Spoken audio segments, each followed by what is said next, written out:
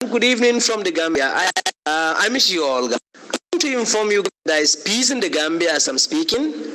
And there is more going on, false news going on in the internet that there is a coup in the Gambia. It's not true. There is no coup in the Gambia. There is peace here. The only problem in the Gambia, like you all know and you must have seen in the news, is that the president, that is Jammeh, lost the elections on December 1st. And he did it.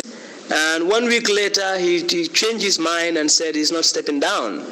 So this has prompted a lot of condemnations from Gambians and non-Gambians abroad, and the sub-regional bloc and the African Union and the UN Security Council is saying that Jammeh must step down when his term ends on the 18th of January 2017. But Jammeh is still insisting that he's not going to step down. So we are still worried.